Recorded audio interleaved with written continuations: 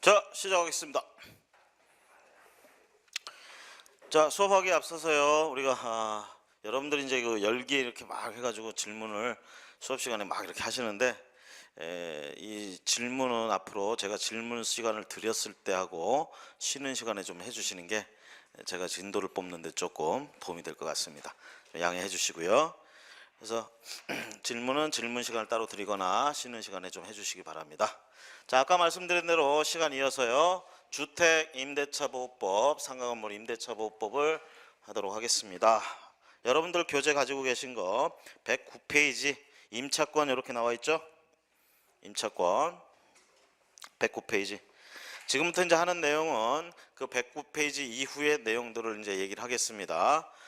조문이 여러 개가 있고요. 여러 내용들이 있는데 우리 경매하고 관련돼서 특히 신경 쓸 거는 한 4-5가지 정도가 있습니다. 그거를 중점적으로 설명을 하겠습니다. 먼저 우리가 역사적으로 보면, 자, 아까 제가 그랬죠. 임차인들 맨날 얻어 터지다 보니까 보호해야 되겠다. 그래서 주택임대차 보호법을 만들었습니다. 자, 이 사람들 민법에 의해서는 보호를 받지 못하나요? 민법에 의해서도 보호를 받죠. 근데 그 보호 기능이 잘 작동을 안 되니까 지금 나온 거예요. 그러면 임차권이나 임차인에 관한 이런 규정들, 이런 거를 일반적으로 규율하는 건 민법이에요. 그래서 우리가 민법 같은 법을 일반법이라고 부르는 겁니다. 특별히 누구한테 적용되는 게 아니라 모두에게 골고루 적용된다, 일반법. 자, 그런데 특히 임차인에게는 그 일반법 내용 말고 따로 좀 해야 될 필요가 있다 해서 법을 만들었어. 이런 법을 우리가 특별법이라고 부르는 거예요. 그러면 주택 임대차 보호법은 민법에 대해서는 특별법이다 이렇게 부르는 거야. 그럼 특별법이라는 이름을 붙이면 뭐 대단해서 특별법이 아니라 특별법 우선의 원칙이라는 게 있어요. 자, 보세요. 임대차 관계에 대해서 민법에도 규정이 있고 주택 임대차 보호법에도 규정이 있어요. 사안이 터졌을 때, 사건이 터졌을 때 판사는 법을 적용해야 돼. 그러면 어떤 법을 먼저 적용해야 되냐, 이런 문제에 봉착하게 되잖아요. 그렇죠? 자, 이럴 땐 특별법이 존재하면 특별법을 먼저 적용해 보고요. 특별법에 내용이 없으면 민법, 일반법에 찾는다. 일반법을 찾는다. 이걸 우리가 특별법 우선의 원칙이라고 하는 겁니다. 같은 사안에서 법이 동시에 2개가 존재하는 거야. 이때 만약에 이런 거 특별법 우선의 원칙인 이런 원칙이 없으면 자기 마음대로 적용해요. 판사가. 응? 나는 요번에 그냥 민법 적용할 거야. 이러면 기껏 만들어 놓은 법이 소용이 없잖아. 그렇죠? 그래서 특별법 우선의 원칙이라는 의미, 뭐 간략하게 상식 차원에서 이제 말씀을 드린 거고요. 자, 이랬을 때 주택임대차보호법은 우리가 1980년대부터 시행이 됐습니다. 그때부터 이 주택 임차인들의 이 문제가 심각하게 불거지고 있어가지고 했어요. 근데 주택 임차인들만 괴로운 게 아니라 상가 건물 임차인들도 마찬가지 환경이었어요. 힘들긴 마찬가지야. 그런데 국회는 이 중에 주택 임차인만 더 빨리 보호를 하자, 얘들만 그냥 급하다 해가지고 이 법을 먼저 80년대 만들어서 시행을 합니다. 그리고 상가건물 임대차 보호법은 2000년대 들어와서 비로소 만들어졌어요. 2002년인가 아마 그럴 겁니다. 그때부터 거의 한 20년 이상 있다가 만들어졌죠. 자식들이 맨날 골프만 치고 그냥 빨리빨리 해야 될 거 하고 문제였어요. 자, 그래서 여기 혹시 저기 국회의원하고 이렇게 많이 이렇게 친인척이거나 이러신 분 계신 건 아니시죠? 아니시죠? 자, 주택임대차보호법을 만들어 놓고 나중에 한 20년 지나서 이제 상가건물 임대차보호법 만들었는데요. 이런 얘기를 왜 하냐면, 역사적인 얘기를 왜 하냐면 이 법이 먼저 만들어졌죠. 자, 어쨌든 지금 보호가 안 되는 애들을 보호하고자 민법의 체계하고는 좀 다르게 지금 뭔가를 하나 만든단 말이야. 그럼 처음 만들 때는 굉장히 어려워요. 어떻게 해야 되는지. 그렇죠? 고민도 많이 되고. 그렇게 해놓고 또 만들어 놓으면 뭐야? 바로 시행착오 나오지. 그럼 바로바로 또 개정해 줘야 돼. 거기에 맞게끔. 이걸 빠뜨렸구나. 이걸 이렇게 되는 거구나. 그렇죠? 그래서 이건 처음에 만들 때 진통도 많았고요. 그렇게 그리고 시행될 때도 개정이 굉장히 자주 됐어요. 이것저것 자꾸 잘못된 거 나오니까. 그렇죠? 자, 그런데 20년 지나서 상가건물 임대차 보호법 만들 때는 어떨까요? 이제 쉽지 이제. 그렇죠? 어차피 성격은 같잖아. 물건만 주택이냐 상가냐잖아. 그렇죠? 그러면 돈 계산만 달리하면 돼. 구조는 똑같아. 이거는 그냥 이거 컨닝해서 나오는 거야. 이거 거저먹기야. 이거는 이거 만들 때. 그렇죠? 그리고 만들어 놓고 시행착오도 별로 안 해요. 그래서 개정이 그렇게 자주 되는 편은 아닙니다.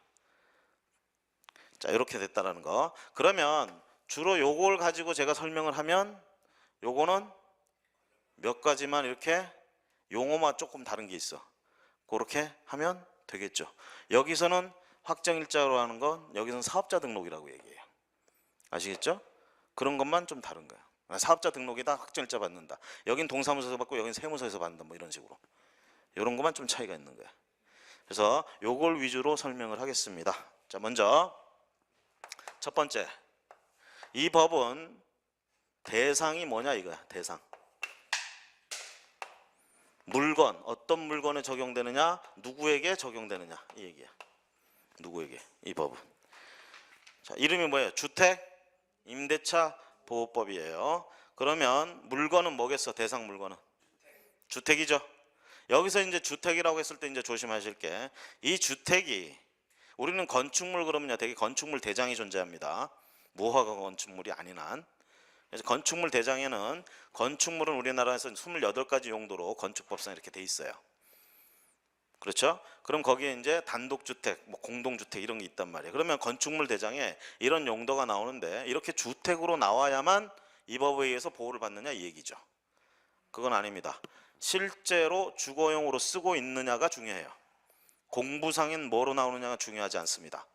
심지어는 공장으로 나와도, 공장으로 돼 있어도 주거용으로 쓴다는 게 인정이 되면, 증명을 하면 주거용으로 인정, 주택임대차보호법의 적용 대상이 됩니다. 그리고 또 하나, 주택인데 무허가 건축물이 있어요. 또는 미등기 건물이 있을 수가 있어. 보존 등기 안 하고 건물주들이 있는 경우들이 있어요. 이거는 부동산 등기 특별조치법에 이런 거에 따르면 일정 기간 안에 등기 안 하면 뭐 벌금 물리고 이렇게 하는데도 불구하고 그렇게 하고 있는 놈들이 있어요. 왜 그러느냐? 등기하는 순간 어떻게 돼? 등기하는 순간 세금도 세금이지만 채권자들이 전부 이렇게 보고 있어요. 지금 채권자들이 돈 안 갖고 있는데 채권자들이 요놈 부동산 있나 막 찾아보고 있단 말이야.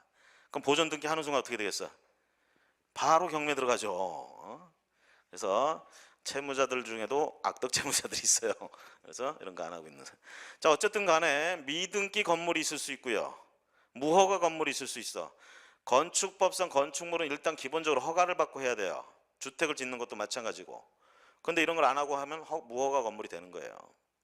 그런데 거기서 내가 지금 주거 생활을 해. 그러면 주택임대차보호법 보호를 받을 수 있느냐 이 얘기죠. 보호받습니다. 이 법은 그렇게 강력해요. 물건이 어떤 용도로 등재되어 있느냐 이거 중요하지 않아요. 실제로 주거용으로 쓰느냐가 중요하고, 그 다음에 이것이 무허가냐 미등기냐 이런 거 따지지 않습니다. 심지어는 여러분들 옥탑 아시죠? 옥탑. 옥탑이 제가 보기에는 한 10여 년 전입니까? 고 노무현 대통령 정권 시대 때 옥탑을 갖다가 하도 불법적으로, 이게 원래 옥탑이 안 되게 돼 있는데 다들 그냥 그렇게 해요. 그게 웃긴 게 뭐냐면, 한 집이 옥상이 비어 있어요. 옥탑을 딱 하나 해서 전세를 놓잖아요. 그 옆집이 가만히 안 있어. 자기도 해. 돈 되는 걸 받거든. 그렇죠? 근데 이건 법상 못하게 돼 있는 건데 다 한단 말이야. 그러니까 이건 뭐야? 전부 다 범법자예요 지금, 한 마을 전체가. 그러다 보니까 안 되겠다 싶은 거예요 지금. 그래서 그 정권 때 이거 전부 다 그냥 양성화 시켜줬어요. 허용해줬다고. 그런데 그 전에는 그러니까 뭐야? 무허가로 해놓은 거잖아. 옥탑. 근데 거기서 생활을 했단 말이야. 주거 생활을. 그랬을 경우 이 사람 주택임대차 보호를 받느냐 얘기지. 보호 받아요 못 받아요? 지금 얘기했잖아. 무허가 미등기 다 보호된다고. 아시겠죠? 보호 받습니다. 자, 그 다음에 실제로 주거용으로 쓰이고 있다면, 그것이 입증이 되면 이 법의 보호를 받는데, 뭐가 문제였냐면 초반엔 이 법이 없었다고 그랬죠. 그렇죠? 그러니까 우리가 저기 보면 1층에 대개 보면 상가 같은 데 보면 한 3, 40평 해가지고 돼지 삼겹살 팔고 또는 닭고기 팔고 뭐 이런 집들 많잖아요. 그렇죠? 이건 뭐겠어? 점포, 상가죠. 그렇죠? 근데 이 사람들이 또 되게 영세하다 보면 어떻게 집을 따로 마련 안 하고 거기 한켠에서 그냥 생활을 해요. 그렇죠? 그러다 이게 경매 들어가 버렸어. 이 점포가. 그런데 중요한 건 이때는 요것만 있잖아. 요게 없잖아요. 그러니까 상가 건물 임대차 보호법으로 보호를 받으려고 해도 받을 수가 없어. 법이 없는데 어떻게 해. 이거여야 보호를 받아. 그래서 이 사람들이 이제 주장합니다. 주거 생활로 썼다 난 여기. 그러니까 주택임대차보호법 적용해달라. 이런 판례가 나오게 되는 거예요. 심지어는 여관을 운영하는 사람이 여관 한 층을 빌려가지고 여관을 운영해. 그런 사람들도 있어요. 방 10칸짜리야 여관. 그리고 자기는 총무실 해가지고 한 칸 딱 해가지고 여기 딱 요구르트하고 이런 거 갖다 놓고 이렇게 있다가 들어오면 딱 갖다 주고. 근데 그 건물이 경매 들어갔어요. 그러니까 이 사람이 상가 건물 임대차 보호법이 있었으면 이 법을 보호해달라고 했을 거야. 이 법이 없으니까 중요한 건 뭐겠어? 보증금이니 뭐니 좀 찾아야 되겠다 이거지. 그래서 얘기합니다. 나는 여기서 주거 생활을 했다. 그 좁은 방에서 밥도 해먹고 라면도 끓여 먹고 했다 이거야. 잠도 자고.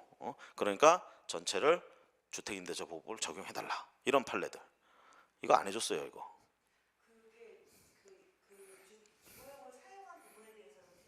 아니요. 전체를 이용하는 이거는 그냥 이 방은 여관을 운영하기 위한 부속 시설일 뿐이다. 그래서 전체 적용을 안 해주고. 네. 상가의 경우에는 거기서 생활을 했을 때 그 생활하는 부분이 면적 크기가 중요한 게 아니라 핵심적인 역할을 했느냐 이게 중요한 거예요. 이렇게 되고 또 다른데 세를 얻어놓은 게 없어야 돼. 이렇게 되면 인정받을 수 있는 주택임대차로 갈 수 있는 확률이 높아요. 그래서 슈퍼마켓 운영하는 사람도 있어. 슈퍼마켓하고 반 잘라가지고 안쪽에 밥 먹고 살았어 거기서. 그랬을 때 그 부분이 상당하다. 판례는 그렇게 얘기를 해. 상당하다고 표현해. 뭐가 상당한 거야? 상당하대. 그러면서 주택임대차보호법을 적용해준 판례도 있고. 인정 안 해줘요. 네, 인정 안 해줘요. 자, 그래서 물건일 경우에 용도 뭐로 공부에 올라가 있느냐 중요한 게 아니에요. 주거용으로 돼 있는 게 중요합니다. 그 다음 이제 누가 보호받는 대상이냐? 임차인이죠. 그쵸? 임차인. 그런데 거기 미얀마에서 온 똠양꿍 이런 애들은 보호받느냐 이 얘기야. 이런 애들. 즉 외국인도 보호받을 수 있느냐 이 얘기예요. 보호받느냐 이 얘기입니다. 자, 우리나라 사람은 당연히 보호받겠죠. 그렇죠? 외국인은 받느냐 요거하고 또 법인 임대차 계약을 법인 명의로 하는 경우가 있어요. 자기들 이제 직원들 뭐 이렇게 숙소로 쓰려고 이렇게 한단 말이에요. 임차인 명의에 법인 이름이 들어가. 이걸 보호를 해주느냐는 문제. 이 세 가지 누가 대상이 되느냐. 자, 그럴 때요. 우리는 당연히 되고요. 우리는 되는데 대개 이제 주민등록번호 있죠. 우리가 이 주택임대차보호법에서 아까 얘기했죠. 보호를 해주는데 핵심적인 건 뭐냐면 대항력이나 우선변제권 이딴 거 주는 건데 그러려면 기준이 있어야 된다. 날짜가 있어야 되는데 대개 이제 주민등록 가지고 어찌 하는 것들이야. 그럼 우리는 주민등록번호가 있으니까 한단 말이지. 가능하다는 얘기. 근데 외국인은 있느냐 이 얘기야. 주민등록번호 없어요 얘들은. 하지만 예? 그러니까 그건 주민등록번호가 아니잖아. 외국인 등록번호가 있잖아요. 그래서 그걸로 얘들은 체류지 신고, 그러니까 정상적으로 미입국한 애들 말고, 그 다음에 비자기간 놓쳤는데 뭐 저기 있는 애들 말고 정상적으로 들어와서 있는 애들, 이런 애들은 외국인 등록번호가 있고 이거 가지고 체류지 변경 신고를 합니다. 그럼 이런 거 전입 신고한 걸로 인정해줘요. 그래서 이 법에 의해서 보호받습니다. 문제는 이 법인이에요. 자, 법인 중에 초창기에는 그냥 법인은 보호 안 해준다 이랬었어. 근데 조금 달라집니다. 왜 달라지냐면 LH공사나 아시죠? LH공사 같은 이런 애들이 이제 주로 임대 사업을 하는 경우가 있어요. 얘들이 서민들의 주거 이런 것들 공급하기 위해서 임대 사업을 하는데 임대 사업하는 방식은 두 가지예요. 크게 자기들이 집을 매입해 가지고 소유권을 취득해서 그걸 직접 임대 놓는 방법이 있고 또 하나는 자기들이 임차를 해. 그래서 전대차를 놓는 거야. 그런 방법이 있어요. 그럼 자기들이 임차했으니까 자기들 명의가 임차인으로 들어갈 거 아니에요. 그렇죠? 그리고 거기 들어올 서민하고 계약을 해서 그 사람한테 전대차를 하는 거 아니야. 그런데 이 집이 경매 들어가고 그렇게 했어. 그럼 법인을 보호를 해주느냐 안 해주느냐. 안 해준다고 그러니까 어떻게 되는 거야? 이 법인 안 해주니까 거기 믿고 들어온 얘는 뭐가 돼? 그쵸? 이런 문제가 생기잖아. 그래서 나중에 법이 개정이 돼가지고 자 그런 국가가 허용하는 기관들이 있어요. 그런 기관들이나 또는 중소기업법이나 이런 데서 인정을 받고 그러니까 그런 법에 의해서 인정을 받고 숙소 제공 이런 쪽으로 가는 법인들 같은 경우 그러니까 법에서 허용하는 기관들이 있어. 얘들이 하는 경우에는 법인 인정해주고 그 외의 법인은 인정해주지 않는다 이렇게 되는 겁니다. 임차인으로서. 자 그래서 첫 번째 대상 이 법의 적용 대상 물건이 뭐냐 누구냐 이 얘기. 자 그러면 뭐 저번에 한번 잠깐 물어본 것 같은데 우스갯소리 한번 물어볼까요? 타워 팰리스에 전세 보증금 10억이 들어갔어요. 자, 이 주택임대차보호법에 적용을 받습니까? 못 받습니까? 보호 받아요? 못 받아요? 첫날이가 얘기했죠? 그렇죠? 임차인 맞죠? 우리나라 사람이야. 그리고 타워 팰리스 그 주택 부분 거기 들어갔어. 다 맞잖아. 이 법에 적용을 받아요.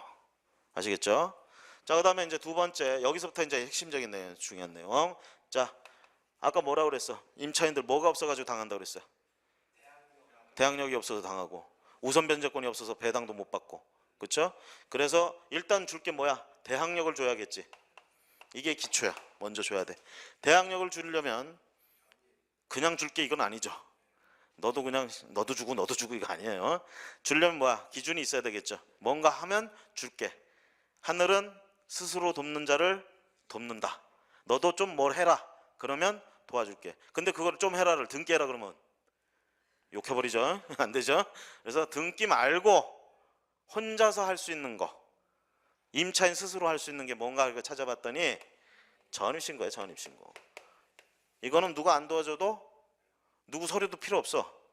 자기만 가서 하면 되는 거야. 주민등록법상 주민등록한다 이 표현이 전입한다라는 표현입니다. 아시겠죠? 근데 이것만 하면 안 되고 현실에서는 인도가 있어야 돼요. 흔히 이제 이사 들어가는 거 이걸 인도라고 표현합니다. 이거. 자 그런데요 실제로는요. 자 이렇게 하면서 뭐라고 하냐면 요거를 다 갖춘 다음 날 이 길이라고 얘기하죠. 0시부터 대항력이 발생한다 이렇게 되는 거예요. 이걸 다 갖춘 다음 날. 이럴 수 있잖아. 이날 전입신고하고 일주일 뒤에 이사 들어갔어. 이럴 수도 있잖아요. 아니 먼저 이사 들어가고 바빠가지고 전입신고를 일주일 뒤에 할 수도 있고. 그랬을 때 대항력은 두 개를 다 갖춘 다음 날. 그러면 이 두 개 다 갖춘 때는 이때잖아요. 요거 다음 날 0시부터 이렇게 됩니다.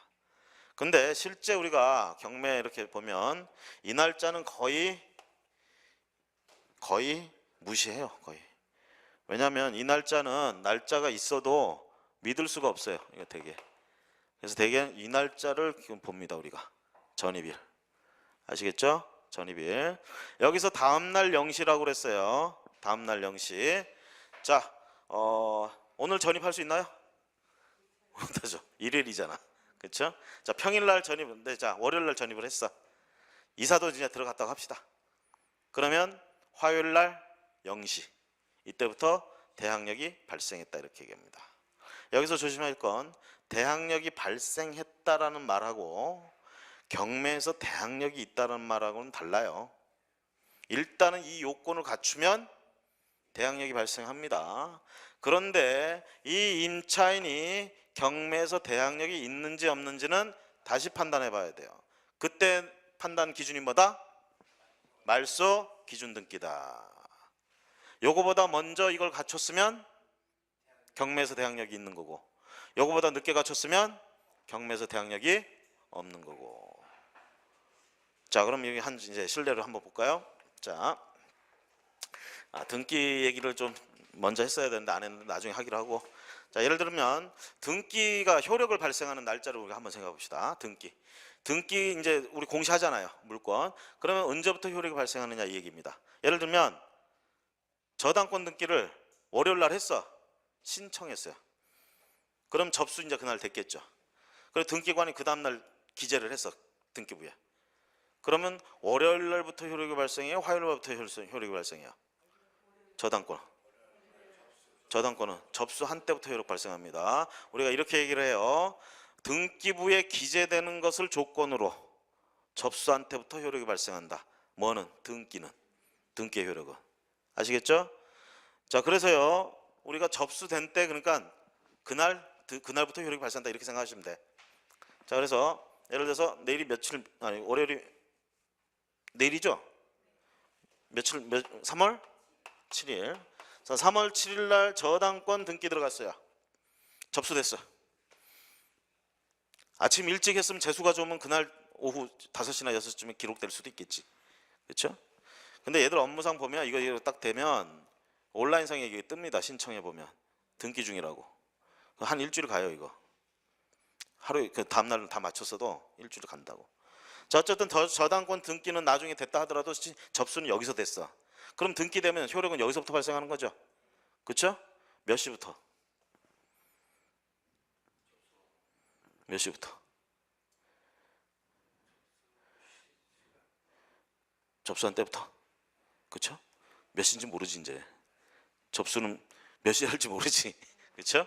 그래서 몇 시부터 얘기는 없습니다. 접수한 그 순간부터 효력이 발생하는데 저게 이제 체킹이 돼요. 온라인 우리가 전산 입력을 하기 때문에 언제 접수가 번호가 이렇게 뜨고 할 수는 있어. 근데 시스템상으로는 그게 되는데 그걸 크게 의미를 갖지는 않습니다. 하여튼 자, 요때부터 효력 발생해요. 그런데 하필은 그 집에 이날 전입신고했어. 이사 들어갔어요. 이날 이사까지 다 했어. 자, 그러면 일단 이 임차인은 갑이 이날 전입신고하고 이사 들어갔어. 이 임차인은 대항력이 발생했다 안 했다? 대항력이 발생했다 안 했다? 자, 이게 이제 여러분들이 낯설은 거예요. 이게 익숙치 않은 거예요. 대항력은 요건 갖추면 다 발생해요. 아시겠죠? 언제? 다음날 0시에 발생해. 아시겠죠? 그럼 저건 언제 발생한 거예요? 3월 7일 날 접수했으니까, 전입했으니까 3월 8일 0시부터 발생하죠? 3월 8일 0시부터 효력 발생했어요. 그러면 저 임차인은 일단 평상시에는 대항력 발생한 거야. 대항력이 있어요. 자, 만약에 이 상태에서요 그냥 일반적으로 집주인이 다른 사람한테 팔았어. 이 상태에서 그냥 일반 매매를 했어요. 이렇게 되면 그 집을 산 사람, 이 산 사람은 갑이 있었다는 걸 몰랐어도 임대인의 지위를 고스란히 승계한 꼴이 됩니다. 그러니까 집 살 때 조심해야 되는 게 일반적으로 임차인 있는 점 좀 확인해야 돼. 그러니까 뭐야, 임차인의 보증금 같은 거 매매 대금에서 해결을 해야 되겠지. 그렇죠? 자, 일반적인 매매일 때, 일반적인 상황에서는 대항력이 발생돼 있으면 일반적으로 이렇게 매매, 집주인하고 뭐 매수인하고 이렇게 할 때 전부 다 인정받습니다. 새로운 주인한테 대항력이 있다 이렇게 되는 거예요. 일반적인 경우에는. 하지만 이게 경매 들어갔을 땐 얘기가 틀려진다는 얘기입니다. 경매 들어갔을 때는 말소 기준 등기를 찾고 그놈을 기준으로 해서 앞이냐 뒤냐를 따져봐야 돼. 여기 다른 거 없으면 말소 기준 등기 뭐예요 이거? 저당권이죠. 이 저당권은 언제부터 효력 발생했어? 3월 7일. 얘는 언제부터 효력 발생했어? 대항력 있어요 없어요? 쫓겨나는 거예요. 아시겠죠? 대항력은 발생했대. 이런 거를 대항력이 발생했대. 경매선 대항력이 없다 이렇게 되는 거예요. 그래서 대개 보면 우리가 그 집주인들 중에 악덕 집주인들이라고 한다 그러면 분명히 임대차 계약서 쓸 때 등기부 띄워봤을 때는 깨끗해요. 깨끗해. 근데 잔금 치르고 이사 들어갈 때 띄워봐도 깨끗해. 왜? 그날 신청했으니까 저당권을. 대출을 그날 받았어요. 응? 그날 받았어. 그날짜로 뜬 등기부는 깨끗하단 말이야. 요즘은 전산상에 그렇게 등기 신청하면 발급이 안 돼요. 저당권 신청 들어가면. 근데 과거에 한때 그랬단 말이에요. 그게 그냥 나왔단 말이에요. 등기부가. 어? 기록 중인데도 나왔어요. 깨끗하게. 그럼 속고 들어가는 거지. 예? 그럼 보세요. 방금 같은 날 이렇게 돼버린단 말이야. 어? 그래서 이제 보면 실무상으로는 이런 거 할 때, 계약할 때 그런 내용들을 넣습니다. 전입시까지, 그렇죠? 들어갈 때까지 권리의 변동이 있으면 몽땅 집주인이 책임진다. 뭐 이딴 말을 넣는 거지. 그 책임진다는 얘기는 뭐겠어요? 임차인도 모르게 이런 식으로 했던 게 나중에 발각되면 임차인이 마음대로 해지하거나 할 수 있게 해주겠다 이런 게 되는 거지. 책임을 묻겠다는 게. 자, 어쨌든 자, 대항력 요건 갖추면 대항력 언제 발생한다? 다음날 0시. 그리고 대항력이 있다 없다는 다시 한번 따져봐야 한다. 뭘 기준으로? 말소 기준 등기를 기준으로. 자, 여기서 제가 확정일자 얘기했어요, 안 했어요? 확정일자 얘기했어요, 안 했어요? 안 했어요. 확정일자 얘기 안 했어요. 아시겠죠? 이제 나중에 막 헷갈려요. 확정일자하고 이거고. 자, 분명히 얘기했지만 여기서 확정일자 얘기 안 했어요. 대항력은 확정일자하고 상관이 없어요. 자, 그 다음에 이제 대항력이 그렇고. 세 번째. 자, 이거는 대항력이 있다. 이 대항력은요, 주로 임차인의 주거 환경을 보호해 주는데 초점이 맞춰져 있습니다. 보증금을 찾는다 이런 것보다는 그 집에서 살 수 있는 권리를 보호해 주는데 초점이 맞춰져 있는 거죠, 대항력은. 그렇죠? 임차권 자체를 방어하는 거. 근데 임차권 자체만 방어만 해서는 뭔 소용이냐 이지. 중요한 건 보증금도 찾을 수 있어야 될 거 아니야. 그래서 보증금을 찾게 해주는 그 힘은 우선 변제권을 줘야 된다 이 얘기입니다. 그래서 우선 변제권은 어떻게 줄까? 자, 대항력은 어떻게 줬어요? 이렇게 줬죠? 이 요건 갖추면 줬잖아. 그럼 우선 변제권은 등기하라고 할까요? 그래도 욕먹죠. 그래서 어떻게 해요? 대항 요건을 갖추고요. 플러스 여러분들이 잘 알고 있는 확정일자 받아야 된다. 사실 이 확정일자는 여러분들 이제 주민센터 뭐 동사무소에서 받는다 이렇게 돼 있는 알고 계시는데 이거는 법원 가서 받을 수도 있고요. 등기소 가서 받을 수도 있고요. 아무 데서 가서 받을 수 있습니다. 근데 이제 동사무소 가서 이제 받으면 되게 동사무소는요. 초창기 이거 해줄 때는 걔들도 그냥 아무 생각 없이 자, 확정일자는 어떻게 하냐면 계약서 있죠. 임대차 계약서.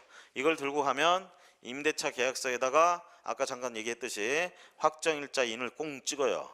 그리고 거기다 날짜 쓰고요. 그 다음에 중요한 건 대장이 있습니다. 장부가 있어요. 거기다 이 내용의 핵심적인 내용들을 기록합니다. 핵심적인 내용이 뭐겠어? 임대차 계약은 언제 했고 주소가 어떻게 되고 보증금이 얼마고 그쵸? 이런 내용이 들어간다. 존속기간 얼마고 이런 얘기. 장부에 딱 올라가는 거야. 그럼 장부 이렇게 하고 이 계약서에 대조를 해봐야 이게 진실이다 이렇게 될 거 아니에요. 그렇죠?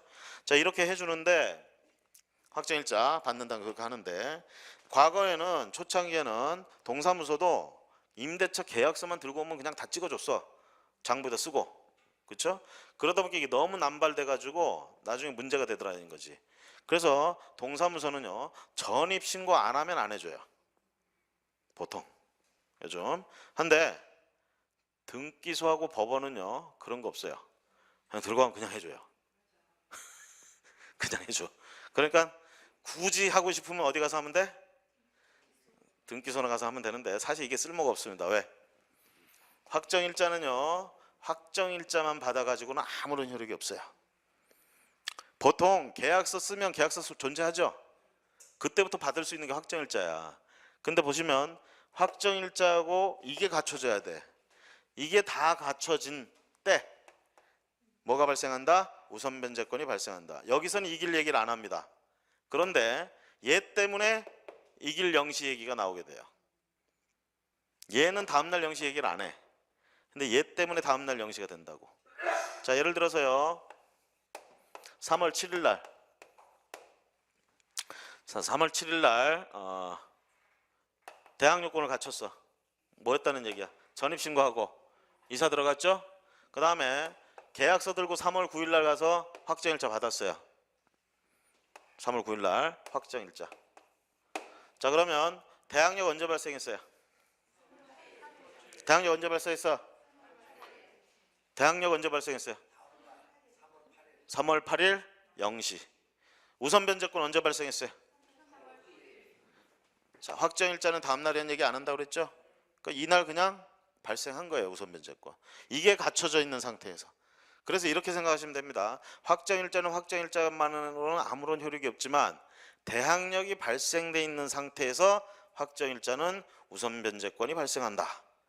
대항력이 발생돼 있는 상태. 대항력이 발생돼 있는 상태. 자, 만약에 확정일자를 여기서 받았어요. 3월 7일 날. 전입신고하고 내친김에 가서 계약서에다 확정일자 받았어. 보통 이렇게 많이 하죠. 그렇죠? 자, 이러면 다시 한번 물어볼게요. 대항력 있어요? 없어요? 대항력 언제 발생했어요? 3월 8일 0시. 그렇죠? 그럼 우선 변제권 언제 발생했어요? 그래서 말씀드린 거예요. 확정일자만으로는 다음날을 얘기할 필요가 없지만 확정일자가 효력을 발생하려면 대항력이 발생돼 있어야 돼. 대항력이 언제 발생했다고? 3월 8일 0시.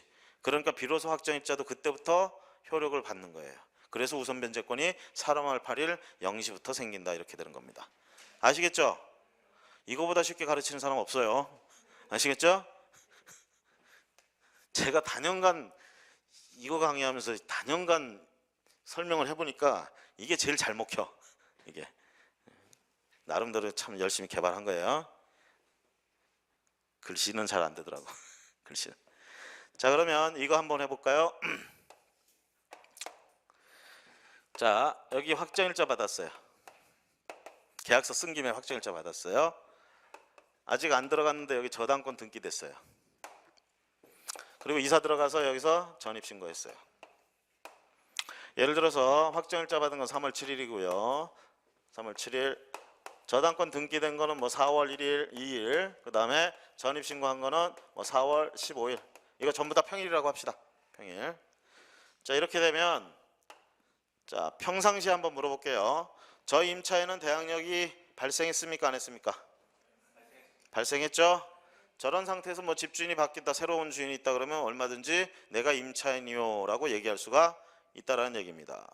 이런 걸 모르고 이제 만약에 양수했다 그러면 그 양수인은 집주인은 새로운 집주인은 곤욕을 치를 수도 있어요. 조심해야 되고. 자, 이게 이제 경매 들어갔습니다. 경매 들어갔어요. 자, 대항력은 발생했지만 이제 경매 들어가면 어떻게 대항력이 있다 없다는 다시 판단해 봐야 된다고 그랬죠? 자, 대항력 있어요 없어요? 대항력 있어요 없어요? 대항력권 언제 갖췄어요? 아니, 요건 언제 갖췄냐고. 이제 막 헷갈리죠. 이제 대항 요건은 언제 갖췄냐고. 3월 15일 날. 그럼 대항력 언제 발생했어요?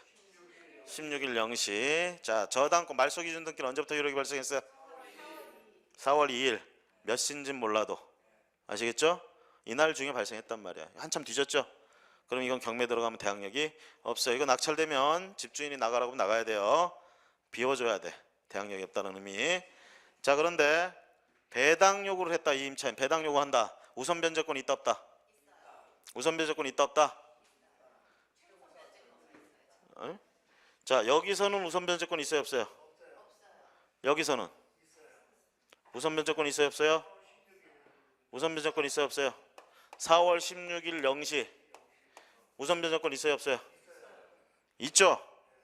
요건만 다 갖추면 있는 거야. 아시겠죠? 경매에서 우선 변제권이 있어요. 아시겠죠?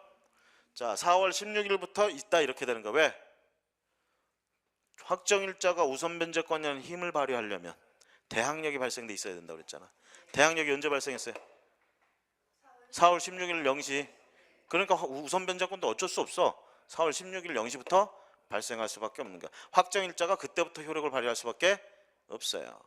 그래서 우선 변제권은 4월 16일 0시부터. 자, 이런 경우에 이제 우리가 대항력 발생일과 우선 변제권 발생일이 같다 이렇게 되는 거지. 그럼 배당하면 1순위 누구예요? 1등 저당. 2등 누구? 임차인 전입. 그쵸? 2등. 만약에 저 저당권 금액이 집값의 99%에 육박한다. 자, 그러면 전세권은 임차인 어떻게 돼요?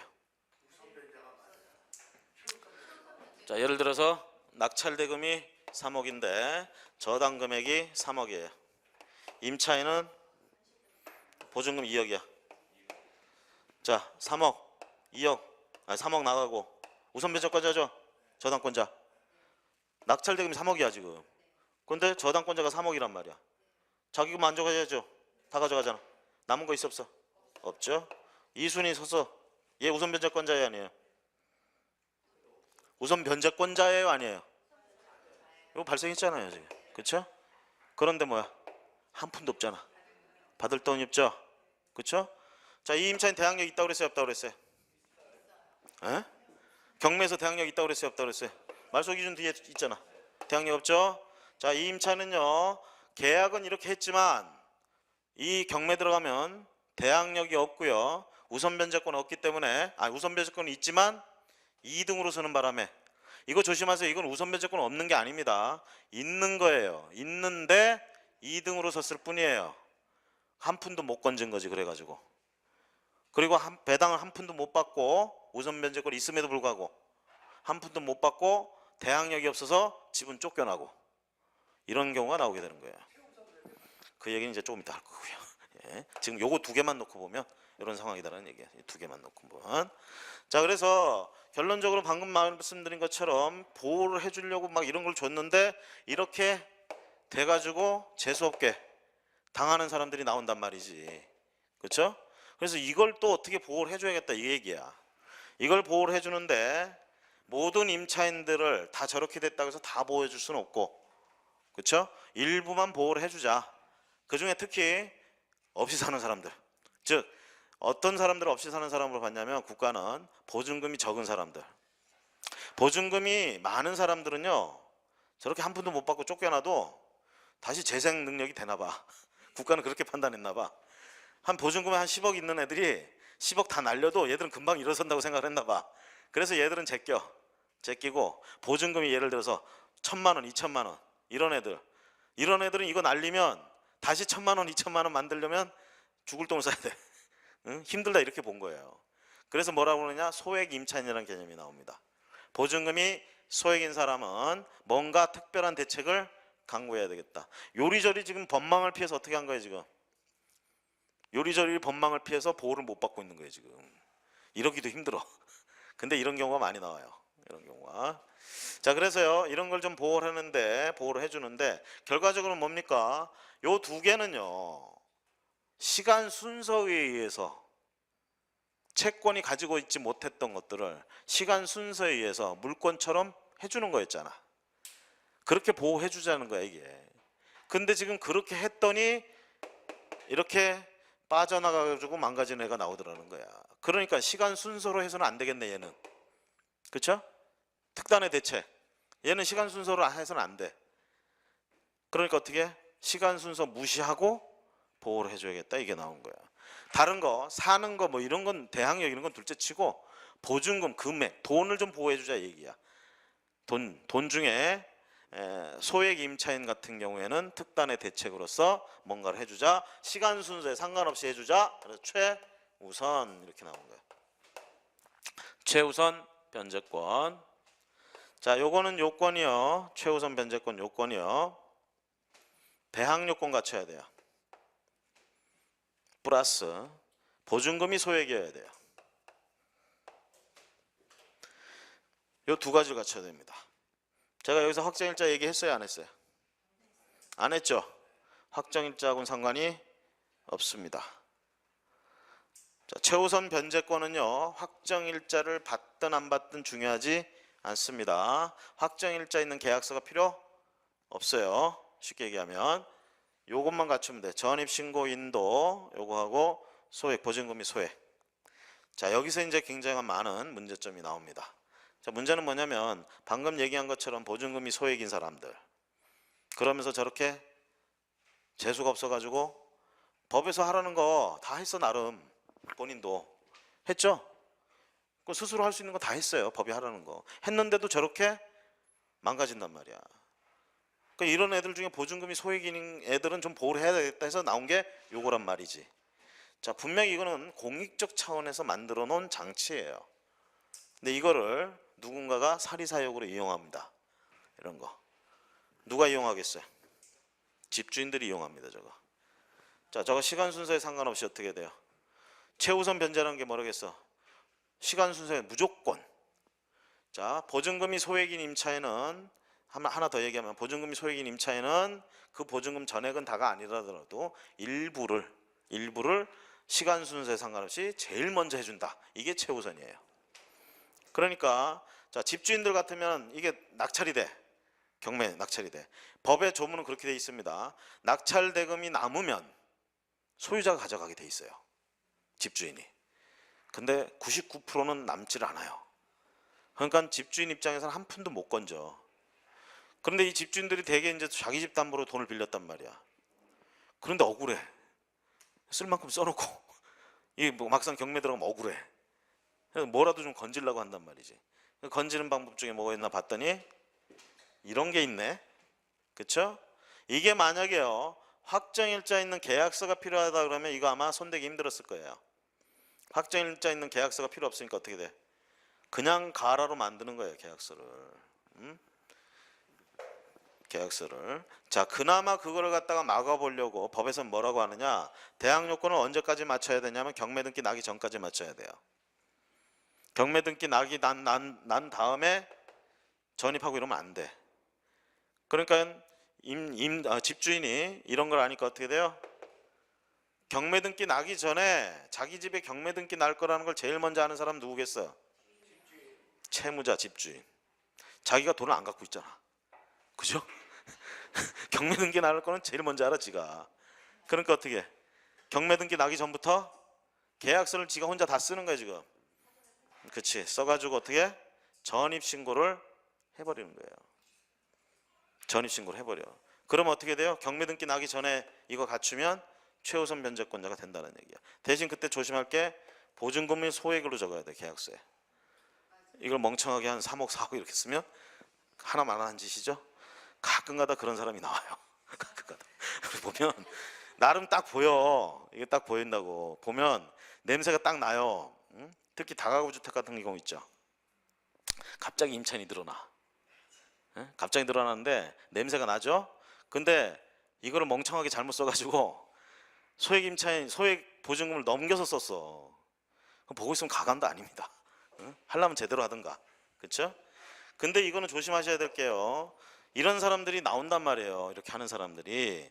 이건 임차인을 위해서 만들어 놓은 건데 이렇게 악용하는 사람들이 나오니까 이게 보통 사람들은 이런 거 그냥 뭐 잘 모르니까 넘어가는데 그 등기부에 그 신용보증재단이나 뭐 이런 보증기관 애들이 이렇게 등기해 놓은 애들이 있어요.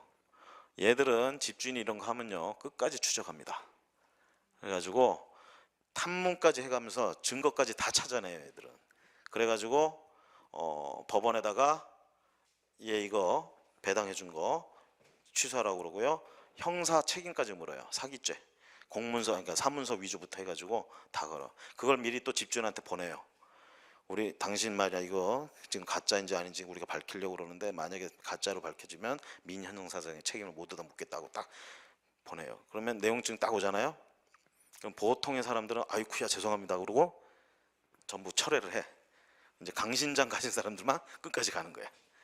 근데 그렇게 철두철미하게 뭐 조사를 한다 하더라도 진짜 밝혀내기 힘든 게 있어요. 정황이 그런 건, 그 정황은 그런데 심증은 있는데 물증이 진짜 안 나오는 경우가 있단 말이야. 그런 경우에 법원의 판사님들도 다 알아요, 그런 거. 얘가 지금 가라로 한 거 안단 말이야. 근데 증거가 안 나오잖아. 그래서 어떻게 하냐면 상식적 차원에서 한 명, 두 명 이렇게 들어가는 건 인정해줘요. 방 하나에 10명씩 써놓으면 안 되지. 그렇죠? 그러니까 방 하나에 한 명 이렇게 했다. 그렇죠? 이런 것까지는 좀. 그리고 네, 요게 이제 다가구 일대고 아파트는 또 좀 그래요. 옛날에 한 20년, 30년 전에야 아파트 이렇게 했으면 방 하나 세놓는 게 있었단 말이에요. 그렇죠? 요즘은 거의 그게 찾아볼 수가 없잖아. 거의 그렇게 안 하잖아요. 아파트 같은 경우에 전세를 주거나 뭐 이렇게 하지 저기 뭐 부엌 옆에 방 하나 빌려주기 이런 거 안 해 이제. 이걸 이제 뭐가 대신에 원룸 투룸이 다 해버리잖아요. 그래서 요즘 그런 거 거의 안 해요. 그러니까 이런 쪽은 상식적으로 이런 인정을 못 받아 이런 거는. 그래서 판사님들도 결국 상식 차원에서는 한두 개는 알면서도 눈 감아줘요. 근데 이게 좀 과하다 싶으면 결국 그런 애들이 이렇게 신청해가지고 가게 되면 당한다는 거예요. 잠시 쉬었다가 이 부분을 여기 우리가 이렇게만 표현하고 말이 아니라 여기 또 핵심적인 내용들이 좀 더 있어요. 잠시 쉬었다가 이어서 하도록 하겠습니다.